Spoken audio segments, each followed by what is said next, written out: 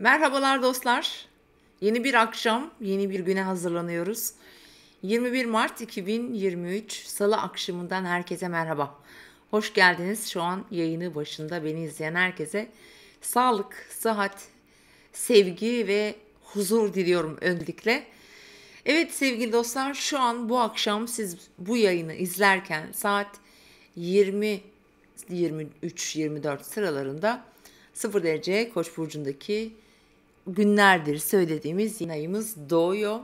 Hepimiz için hayırlı olsun, coşkuyla gelsin, yeni başlangıçları, yeni rotaları belirlememize yardımcı olsun ki öyle olacak.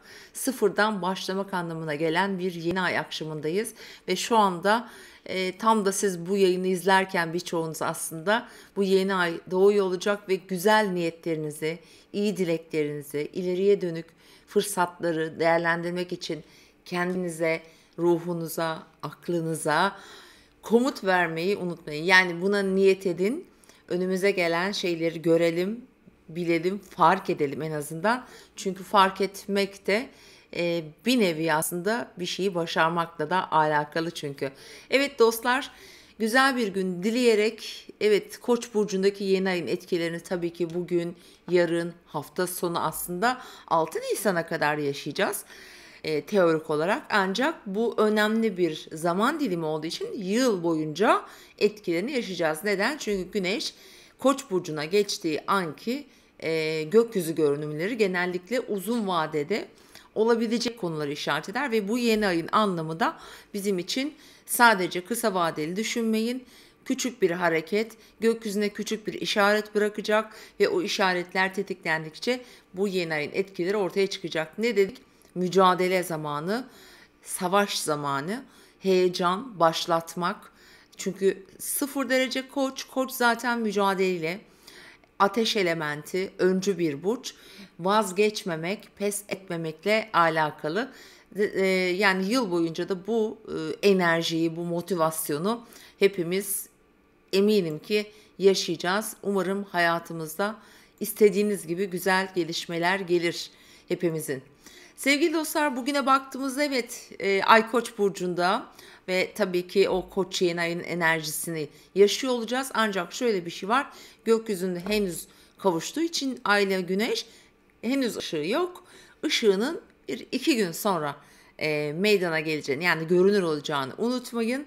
Dolayısıyla bizim yeni başlangıçlar dediğimiz harekete geçme, önemli konularda girişimler yapmak için beklemenizi tavsiye ederim. Ama şu dönem tam içinden geçtiğimiz bu süreç her konuda başlangıçlar yapmak için çok önemlidir. Şimdi öncelikle birkaç konu başlığı vereceğim. Sonra hemen günün açılarına geçeceğim. Çünkü önemli günler diyorum. Bilhassa ilişkiler burada çok öne çıkacak arkadaşlar. Çünkü bunun yeni ay Terazi burcunda olacak ya. Dolayısıyla burada bir ilişkiye başlamak, bir ilişkiyi bitirmek, bir ilişkide bir şeyleri somutlaştırmak birçoğumuz için çok önemli olacak. Bazılarımız için iş ilişkisi, evlilik, ortaklık olabilir. Bir takım böyle anlaşmazlıklar olabilir. Ailevi konularda mesela onlarla ilgili olacak.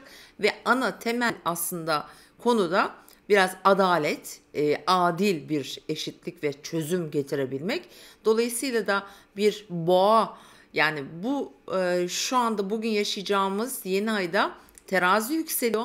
Onu Venüs yönetiyor ve Venüs şu an Boğa burcunda ve Uranüs'le kuzey düğümle birlikte. Boğa genellikle temel yapı taşları, ihtiyaçlarımız, yaşamsal, maddi, manevi, güvenliğimizle ilgili olduğu için kendimizi güvence altına almak isteyeceğiz en başta. Bir de biraz çocuksu bir yapısı olduğu için Koç burcun zaman zaman bencil olabilir. Fakat kendini korumak, kendi geleceğini güvence altına almak için, ki boğa da aynı şeyleri temsil eder.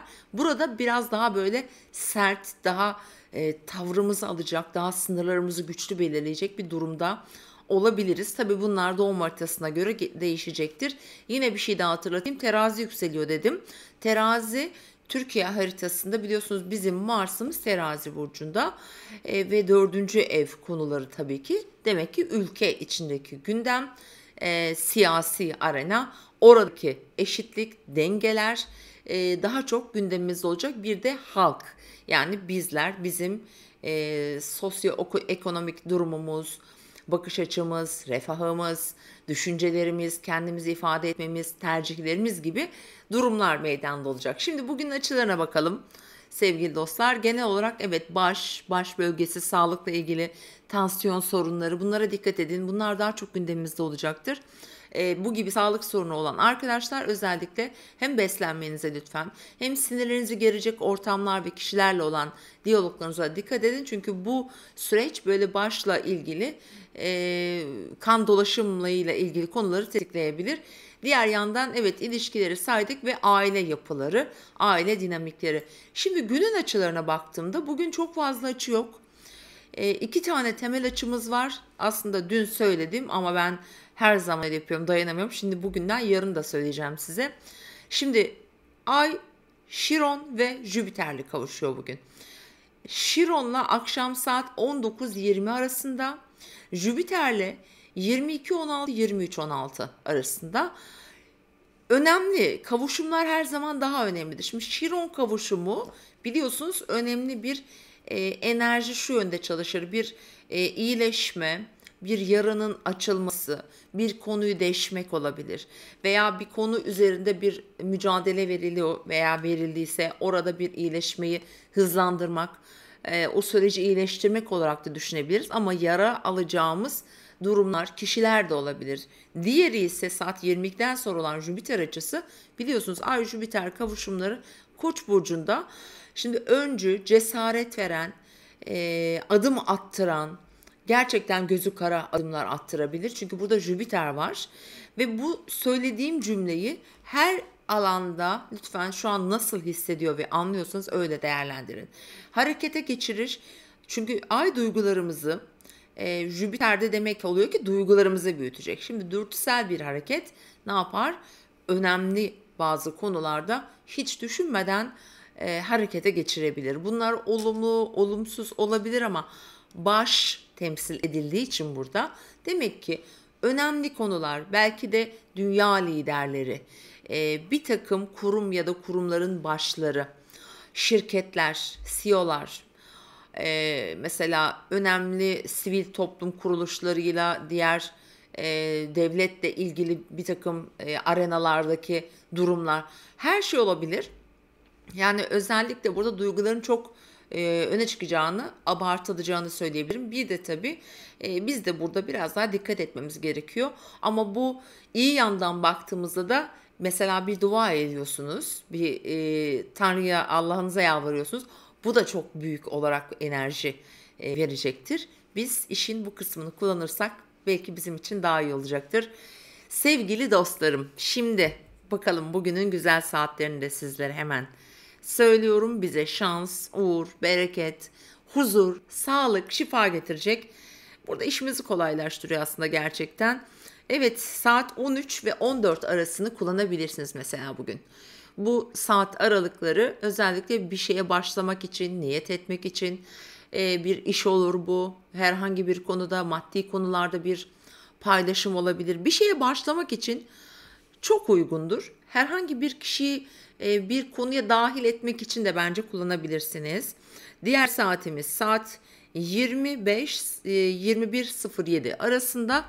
Bu da bizim için önemli olacaktır. Bilhassa parasal konularınız varsa, onlarla görüşmek, onlarla ilgili bilgi alışverişi içinde bulunmak için olabilir. Aile içindeki kişiler veya farklı alanlarda olabilir. Harcamalar, harcama listeleri vesaire. Ama bu alanlarda bence olumlu sonuçlar getirebilir. Diğeri de gece saatlerine denk geliyor. 03-04 sıralarında önemli görüşme, düşünce veya bir fikri not alma, yazma, imza atma, hani deriz ya böyle, not alıyorum. Not almak için harikadır.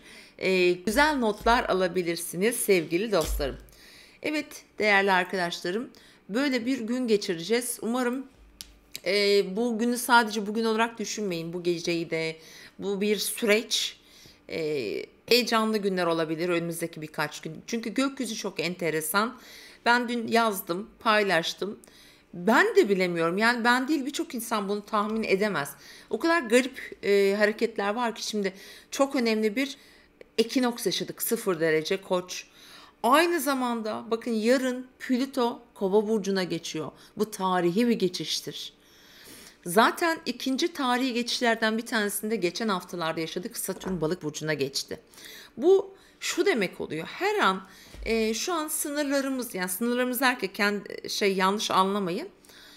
Hem kendimizde hem çevremizde, dünyamızda çok adlandıramadığınız çok değişik şeyler, içsel olarak kendimizde de çok farklılıklar hissedebiliriz. Bakış açısını değiştiren, davranışları değiştiren, ideolojileri değiştirebilecek fikirler, görüşler ortaya atılabilir. Hiç daha önce benzeri olmamış bazı davranışlar. Ha, mesela şunu söyleyeceğim, bugün izlemiştim. Mesela Trump'ın şu anda bilmiyorum ne oldu akıbeti. Bugün tutuklanacaktı mesela.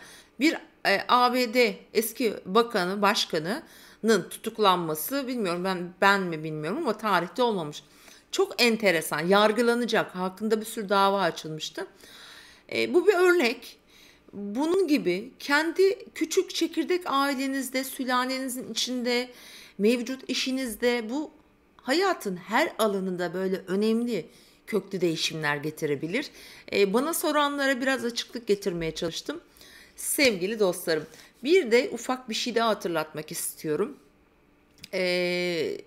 İnsan tabii en zor kendisiyle yüzleşiyor. En zor kendini buluyor. Kendimizi bile ölene kadar aslında tanımaya çalışıyoruz.